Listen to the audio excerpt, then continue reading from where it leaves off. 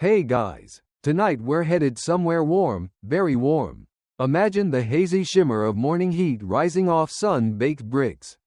Picture sandals crunching across a courtyard made of dust and stone.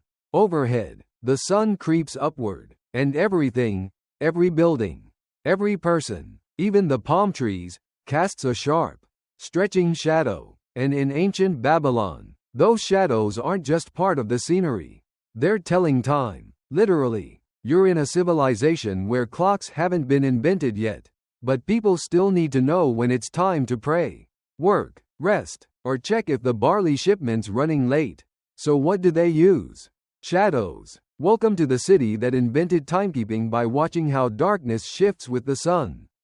Of course, it's sweltering. Your tunic clings to your back.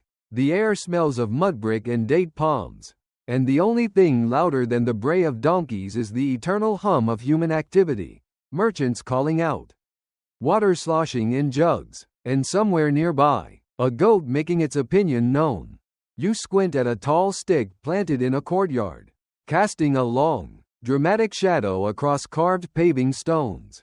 That's not decoration. That's a gnomon. It's basically a vertical rod that, when paired with a bit of geometry and some clever markings, becomes a sundial. Simple, right? Unless you've forgotten the exact angle it needs to be to match today's solar declination, which, let's face it, happens. So, before you get comfortable, take a moment to like the video and subscribe, but only if you genuinely enjoy what I do here. And if you're tuning in from somewhere especially sleepy, or unusually sunny, drop your location and your local time in the comments. I'd love to know. Now, dim the lights, maybe turn on a fan for that soft background hum, and let's ease into tonight's journey together. You trudge toward the edge of the courtyard, where two old men in frayed robes are gesturing at the shadow's tip like they're discussing a plot twist. One of them pokes at a scratched clay tablet. The other just squints at the sun. Unimpressed. You don't understand much of their muttering. Akkadian's not your strong suit. But you catch one word. Sha T2. Time. Turns out, time here isn't a ticking thing. It's a drifting, sliding concept. It flows through shadow and light, expanding and contracting depending on the season. In summer, the sun climbs higher, casting short, stumpy shadows. In winter, it lingers lower, dragging shadows long and thin across the ground. The Babylonians noticed this, and they noticed it early. Historians still argue whether Babylon was truly the first to track time with shadows, or if the Egyptians beat them to it with their obelisks. But there's no question Babylon ran with the idea, turned it into an art form. Really, priests recorded shadow lengths at different times of the year. They figured out how the sun's path affected not just time of day, but crop cycles, religious rituals, and when to prepare for seasonal flooding. You follow a small boy running past with a basket of flatbread, and your feet take you toward a temple gate. This early in the day, the city hums gently, like it's stretching before the real work begins. You pass a vendor arranging little clay lions, decorative or religious. Hard to tell. Probably both, and as you move, you start to notice how everyone, in their own way, is dancing with the sun. A baker opens his stall just as the gnomon's shadow touches a carved marker on the wall behind him. That's his cue. A weaver down the lane begins unraveling dyed thread just as her shadow disappears beneath a canopy. People are living by light, not metaphorically, literally. It might sound poetic, but it's also brutally practical. The city's rhythm is the sun. Timekeeping means food gets cooked before the heat spikes. Water jugs get filled before shadows vanish. Even the priest's chants begin as soon as the ziggurat's shadow touches a sacred circle etched into the courtyard tiles. And that ziggurat, you can see it rising above the skyline now, like a staircase to the heavens. We'll climb it soon. Don't worry. Back in the courtyard, one of the old men waves you over. He points to the gnomon again, then down to a series of concentric rings etched into a stone slab. Each line marks an hour, or rather, a proportional slice of daylight. These aren't hours like we know them. Babylonian hours stretch and shrink depending on the season. 12 in a day, 12 in a night, no matter how long or short those halves get. Your winter hour? Cozy and long. Summer hour? Blink and you'll miss it. The man taps a line with his stylus. You get the feeling he's trying to tell you something profound. Or maybe he's just trying to tell you you're standing in the wrong place. Either way, the message is clear. Shadows are clocks. If you know how to read them. Then again, not everyone agreed back then. Some scholars believe there were fierce debates between temple schools over which way a shadow should fall for true noon. North-facing? South-facing? What if the sun's behind a cloud? Historians still argue whether these shadow disputes were practical or deeply symbolic, maybe both. And speaking of clouds, the sky's staying mercifully clear right now. The light is sharp, and the heat is beginning to pick up. You move toward a shaded portico to cool off, and in doing so, you notice something odd. There are gnomons of different sizes in different parts of the city. Some short and stubby, others tall and thin. Why? Turns out, some were designed not to track hours, but days. The length of a shadow at noon could tell you what season it was. That's right. Babylonian time wasn't just a matter of when. It was also where in the year you stood. There's something comforting about this. Time isn't ticking. It's tilting, shifting with the sun, flowing gently like the Euphrates itself. You feel yourself sinking with it, slowing down. Like the city in the midday lull. Everything follows the light, and the light follows the gods. By now, the two old men have stopped arguing. One is dozing against a pillar. The other still staring at the shadow with stubborn reverence. You settle beside them. The air smells faintly of incense and warm stone. And as the shadow creeps forward, just a fraction, just enough, you realize you're watching time pass without numbers, without noise, without pressure, just light and shadow, playing their endless game across the ancient bricks. You eventually leave the quiet courtyard behind, brushing clay dust from your robes as the hum of the city grows louder. Past the market stalls, you follow a group of priests in shimmering robes who walk with deliberate steps, always in unison. Always in time. You trail behind them, pulled forward by the slow gravity of something ancient and sacred. They lead you through a narrow gate into the heart of a temple complex. The air changes here. It's cooler, drier. The walls rise high, lined with carved reliefs of winged creatures and coiled serpents. And in their shadows, small birds nest like it's no big deal. You walk quietly, part out of respect, part because you're afraid of accidentally joining a ceremony and being asked to chant something in Sumerian. At the center of the courtyard, you see another gnomon, this one surrounded by a perfectly smooth circle of black basalt, polished to a mirror-like shine. The priests gather silently around it. One kneels and places a small golden disc precisely at the tip of the shadow, muttering something you don't quite catch. It feels less like timekeeping and more like divination. Here, shadows aren't just functional, they're divine instruments. Every shift in the sun's position marks more than just a passing hour. It marks the transition between sacred duties, when to burn incense, when to pray, when to offer barley and wine to the gods. Some rituals can only be performed when the shadow falls within a specific ring. Like unlocking a puzzle with the sun itself. You start to see time here as layers. On the surface, there's the practical, when to rise, when to rest, when the market opens. But beneath that is something quieter, something older. A rhythm that threads through stars and seasons, gods and kings. Time is sacred space, unfolding across stones and symbols. One priest glances at you and gestures upward. You follow his gaze toward a staircase snaking around a tall structure. Barely visible through the inner gate, there it is. The ziggurat. Climbing it is like ascending the world's slowest, hottest tower. Each step is carved just a bit too high, forcing your legs to stretch like you're in the world's oldest CrossFit class. The sun hammers down. You pause halfway to catch your breath and look out over the city. From up here, Babylon spills in every direction. Grids of streets, domes and courtyards, canals glittering like snakes in the sunlight. As you climb, you pass small alcoves in the walls, niches where priests once left offerings or stored measuring tools. In one, you find a sliver of copper, slightly bent, a shadow ruler, could be, or a very weird spoon.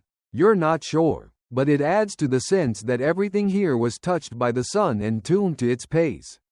Near the top, the platform opens into a wide flat space, with a low stone wall circling its edge. This is where the real work happens. The ziggurat isn't just for show. It's a celestial observatory, a giant sundial, a cosmic calendar. From up here, priests could watch where the sun rose and set on the horizon throughout the year. Solstices, tracked by where the sunrise aligned with the far hills. Equinoxes, marked by the precise midpoints. These weren't guesses. They were measured with the kind of attention modern people reserve for GPS satellites and espresso ratios. One tablet recovered from ancient Babylon lists the length of the shadow at high sun on the 15th day of the third month. It doesn't sound like much, but that kind of record-keeping helped them chart entire agricultural seasons. Religious festivals, even when to brace for floods. And get this, some scholars believe the ziggurat was used to recalibrate smaller timekeeping devices across the city. Think of it like syncing your watch. Only the watch is the entire city, and the sync button is the sun. There's a lingering debate about how precise the Babylonians really were. Historians still argue whether they divided the day into 24 parts or just measured rough intervals using proportional segments of daylight. Some clay tablets suggest a more detailed breakdown, 60-part divisions that hint at our modern minutes and seconds. Others argue it was more ritualistic than scientific. Either way, when a civilization uses the same number system for time and astronomy that we still use today, you have to give them credit. You notice a groove carved into the platform. A narrow channel runs from the center outward, possibly for tracking the shadow's direction throughout the day. You imagine a priest standing right where you are, stylus in hand, recording shadow lengths in a clay ledger like a divine accountant. And there's a charmingly weird theory floating around that some Babylonian astronomers believed shadows weren't just reflections of the sun, but spirits of time itself, thin extensions of the divine, tracing our world like fingers brushing sand. Suddenly, a cloud drifts across the sun. Everything halts. The shadow softens, fades. You feel a kind of tension in the air, like a breath being held. Down below, people glance at the sky. Up here, the priests murmur, time has paused? Not exactly, but it's become unreadable. And in this city of sun-measured days, that's like being blind. This vulnerability, this dependence on sunlight, is part of why later cultures developed water clocks and sand timers. But here in Babylon, they stuck to what they knew best: the sky, the sun, the sacred shadow. As the cloud passes, the sun returns, and with it, the long finger of time begins stretching again across the platform. You feel it move, not fast, not urgent, just inevitable. You close your eyes and let the warmth soak in. The stones beneath you hold the heat of thousands of days, thousands of noons, thousands of shadow lengths recorded by hands long gone. And just as you begin to wonder how anyone ever slept in this kind of heat, let's slow things down now. The ziggurat quiets, the sun has reached its peak, and shadows lie short and still. Like sleeping cats, the air thickens, warm and dense, with a drowsy golden glow wrapping around your shoulders. You move slowly back down the steps, each one softer, easier, like the city itself is exhaling. Below, the temple courtyard rests in hush. No more chants, no more calculating priests. Just the occasional flutter of bird wings and the rustle of date palms in a breeze so faint it barely stirs your hair. You find a shaded bench near the wall, worn smooth from centuries of thinkers, dreamers, and people who probably just needed to sit down. The stone is warm beneath you, and the hum of the city has faded into a gentle rhythm, distant voices. The slow slosh of a water jug, a sleepy goat grumbling to itself, Above, the shadows inch forward again, subtle, like they don't want to wake anyone. Time moves, but it no longer chases you. It drifts like the Euphrates, soft and wide, without corners or clocks. You lean back, the bench creaks slightly, the sun paints gold across your closed eyelids, and for a moment, just one, you forget what hour it is. Because it doesn't matter. Not here, not now. Just light, just shadow, just you, resting where time began. You wake slowly, not with a jolt, but with the kind of lazy awareness that comes from dozing in warm places where time feels optional. Somewhere nearby, a bell rings, soft and metallic, not a modern bell, but the kind made by suspending bronze plates in a frame, rung by hand to mark ritual hours. Another shadow measurement. You stretch, stand, and meander back through the city's quieter streets. Midday has passed. Babylon has entered that strange pocket of stillness between the morning's purpose and the evening's pace. The sun is no longer climbing, it's tilting. And with it, the shadows grow long again. The shadow of the ziggurat, which you once stood atop, now sprawls across rooftops like a sleeping giant. Some say these massive shadows were part of the city's spiritual geometry, that the fall of a sacred building's shadow could dictate the layout of entire districts. Historians still argue whether this was intentional or just a poetic coincidence. But the idea that architecture and time were intertwined isn't too far-fetched. You pass a small school tucked between stone walls. A teacher, surrounded by cross-legged children, scratches figures onto a tablet with a reed stylus. Not letters, numbers, Babylonian numerals, BASE 60. It looks confusing, but somehow elegant. A mix of wedge marks and dots. 60 may seem like a weird choice today, but to the Babylonians, it made everything wonderfully divisible, by 2, 3, 4, 5, 6, 10, 12, 15, 20, and so on. And you recognize something familiar. The kids are learning to divide daylight into parts. They're not just learning math, they're learning time. One girl raises her hand and asks what happens if the sun doesn't show.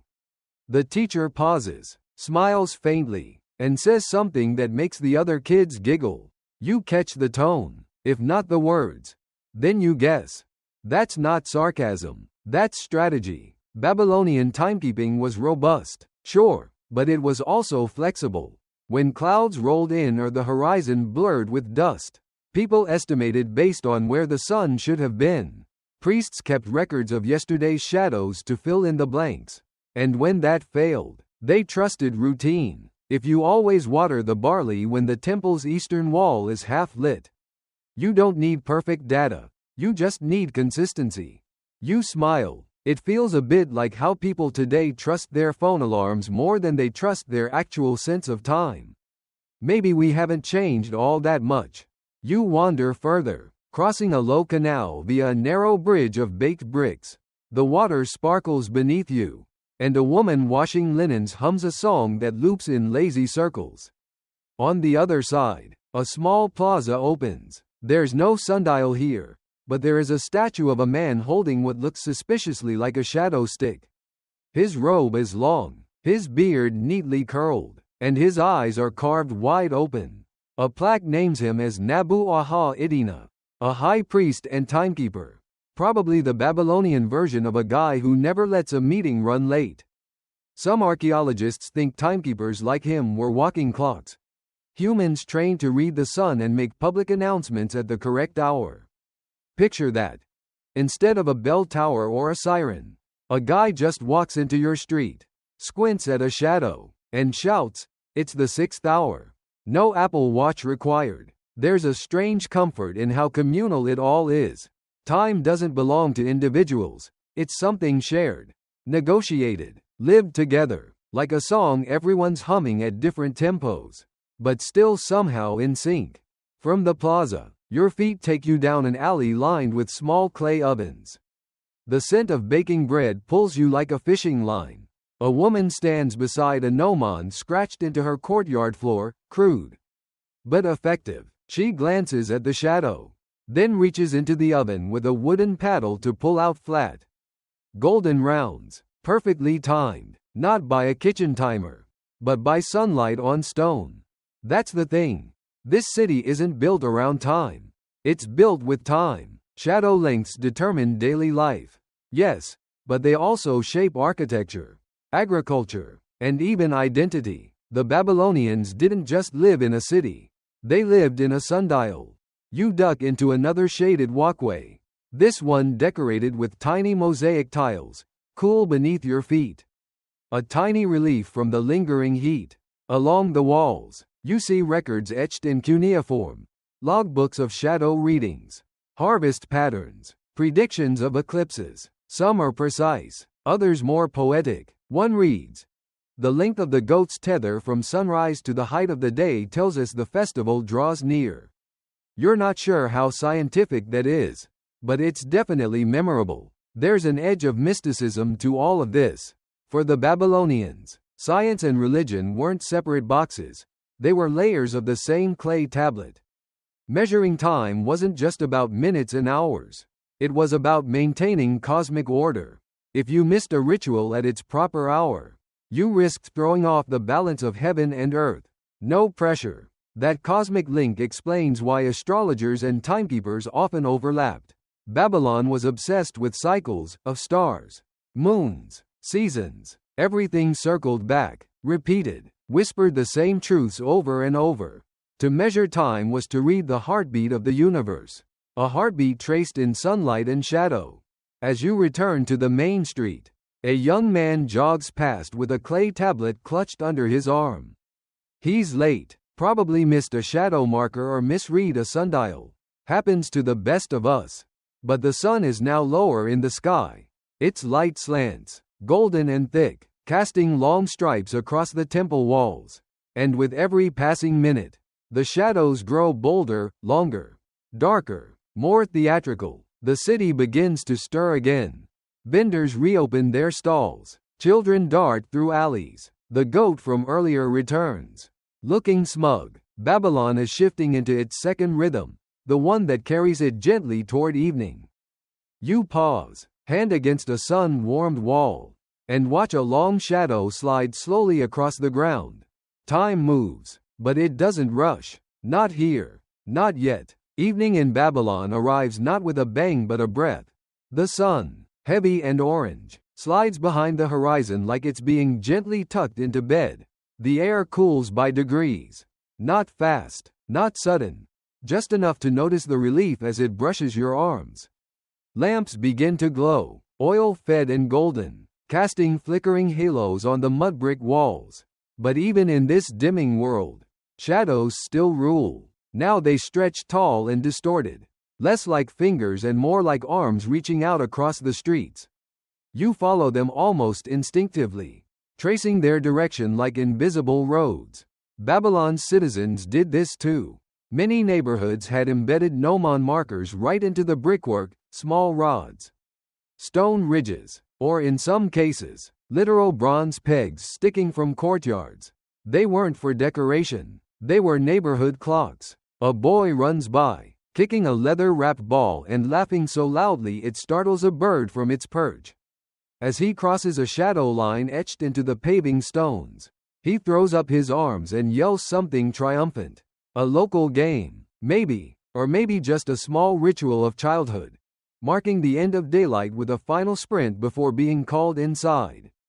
There's something grounding about this reliance on visible time. You don't have to ask anyone what hour it is. You just look. You look at the shadow on your wall, or the way light slips through your neighbor's lattice screen, or the color of the temple bricks at this angle of dusk. It's visual, it's lived, it's not abstract like numbers on a glowing screen. And yet, there were numbers, too. The Babylonians loved numbers like a baker loves yeast. Can't make anything rise without it. They divided the day into equal intervals using ratios and BASE 60 calculations. Sunset didn't mean an end to timekeeping. It meant recalculating. Here's the fun part. Night had its own time system. Instead of shadows, they watched stars. Priests, especially the elite class of Baru and Tupser Enuma Anu and Lil, fancy names. Yes. Climbed temple towers at night to track constellations. They noted when specific stars rose or set to mark time. This is where we see the beginnings of what you might call astronomical hours. If a certain star appeared at a certain angle above the horizon, it was the second hour of night. Miss it, and you're off schedule. You can almost imagine a priest in thick robes muttering, Venus is late again. One of the coolest relics from this practice is a collection of cuneiform tablets called the mull. Apin. Think of them as the Babylonian version of a night shift planner. They list rising and setting times of stars throughout the year and give instructions for interpreting omens based on their positions. Because again, science and prophecy, best friends in ancient Mesopotamia. You sit by a small fountain now, its trickling water soft against the hush of twilight. Around you, the city glows gently with lamp light. Even this, when to light the lamps, was once measured by the last visible shadow. People didn't wait for full darkness. They waited for the moment when the final sliver of shadow slipped away, leaving nothing but lamplight and moon hope. Some tablets suggest timekeepers also used the stars to refine their water clocks at night. These clocks, called clepsydras, worked by letting water drip at a constant rate from one container to another. The idea was simple. The execution? Complicated. If your water clock was off, so was your temple schedule, and possibly your relationship with the gods. No pressure. Historians still argue whether these clocks were used for practical day-to-day time or just ceremonial rituals. Some believe they were too imprecise. Others think they were surprisingly accurate, especially when calibrated by star sightings.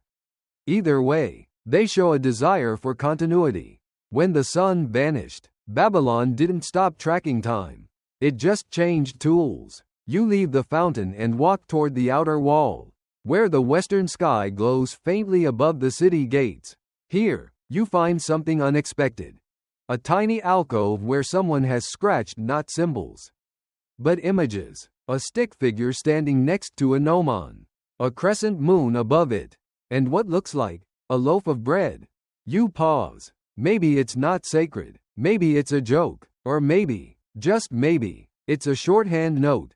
Check the moon's rise before baking. It could be nothing. It could be everything. In a city where time and daily life are fused so tightly, even doodles feel like instructions. Now the stars arrive properly. Bright pinpricks in a soft velvet sky. And with them, the whispers of Babylon's astronomers. You imagine them perched on rooftops and towers, squinting up, murmuring names like Shamash, Ishtar, Nergal, each planet, each star, a marker in the celestial clock. One fringe theory suggests Babylonian priests may have used ropes stretched between poles on temple rooftops to create angular sight lines, primitive but effective star trackers. Picture an ancient astronomer yelling, "Hold the rope tighter, Jupiter's slipping out of frame." Was it all precise? Not always. Did it matter? More than anything. Because for Babylon, tracking time wasn't about perfection, it was about participation. Every person, from priest to baker, from child to king, played their part in this shared choreography of sun and shadow, stars and silence. And you, visitor from the future, have wandered long enough. A bell rings again. Night's third hour. The streets quiet. The lamps flicker low. The ziggurat is dark now. Its silhouette cuts into the starfield like a mountain made of silence. You lie down beside a wall still warm from the day's light. The stone hums beneath your fingertips. Time moves, but gently, slowly, like a lullaby. The stars overhead wheel in patterns older than any temple, older than any language. You close your eyes, and in your mind, shadows stretch once more across a quiet courtyard, marking the moment the world turned from day to night. You wake in darkness, not the pitch-black kind that swallows everything, but the soft, grainy dark of pre-dawn, a shade of blue so deep it feels like velvet. Babylon is still asleep, or nearly so. The occasional bleat of a goat or murmur from a temple guard slips through the still air like a ripple on glass. But something's happening. Above you, the stars are starting to fade. Slowly, delicately, like shy guests slipping out of a party. The eastern sky is blushing, and the faintest edge of light begins to creep along the city's rooftops. The shadows haven't returned yet, but they're on their way. And just like that, your final piece of the Babylonian puzzle clicks into place. The return of time. You rise, rubbing your eyes, and step into the silent street. You're not the only one awake. In a far-off temple, a priest has begun his dawn chant. The rhythm of his voice echoes between the walls. Low and ancient. Somewhere else, a woman carries water jugs on her shoulder. Barefoot, quiet, moving with the hush of someone who knows the day is about to stir. The sky grows lighter, and then, finally, there it is. The first shadow. It's small, just the edge of a pot casting a faint line across the stone steps. But that's all it takes. One shape, one marker. Time is officially back in motion. You follow it. More shadows begin to stretch, crawling across the city like lazy cats. From rooftops, sleepy eyes peer down. Farmers shuffle to the fields, glancing not at clocks, but at walls, corners, pillars, watching for how the sun brushes across their world. Somewhere, a temple scribe scratches down the date. It's not Tuesday or April 3rd road. It's something like the 4th day of the month of Nisanu. When the constellation of the bull rises in the east. Poetic, practical, utterly Babylonian. You pass a familiar courtyard, the one with the scratched image of the stick figure. Moon and bread. This morning, it glows golden in the dawn. Someone has added to the sketch. A tiny star now etched above the loaf. A night-baked batch, perhaps, or maybe just an update from a neighbor with a sense of humor. That's the strange thing about time here. It's rigid and flexible all at once. There are schedules, yes. Temple rituals that must occur at precise moments, determined by gnomons, water clocks, or the careful tracking of stars. But there's also instinct, habit, observation. Time is not just counted, it's felt. Historians still debate whether the Babylonians truly had hours as we understand them. Some argue that they divided the day into 12 equal parts, then mirrored that for night, 24 hours total, like we use today. Others insist their divisions were more fluid, changing with the seasons, since daylight doesn't always last the same length. Honestly, they're probably both right, because in Babylon, an hour wasn't always 60 minutes. Sometimes it was the time it took for a shadow to move one brick's length. Sometimes it was the gap between a star setting and a new one rising. Sometimes, let's be honest, it was just how long it took the bread to bake without burning. You pass another school courtyard where a teacher is preparing his tools for the day. A gnomon is planted squarely in the dirt. Around it, a ring of tiny notches forms a rough circle. You recognize the pattern. This is a teaching sundial, a simple one, made for students to practice shadow tracking. Some notches are deeper than others, showing where the shadow should fall at solstice, equinox, or mid-season. No batteries required. You can almost hear the lesson in your head. When the shadow falls here, we pray. When it falls there, we harvest. And when it disappears entirely, well, that's the moment between moments. The reset, the sacred pause. You step onto the wide processional road now, the same one kings once marched down, lions carved in relief all along its flanks. The sun continues to rise, burning off the blue haze.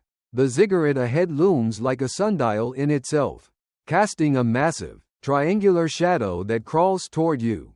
It's all a little hypnotic. The idea that an entire civilization could live so completely by the rhythm of sunlight and starlight. No quartz, no atomic clocks, just eyes, and memory, and centuries of looking up. And it worked. For hundreds of years, Babylon timed its days with shadows.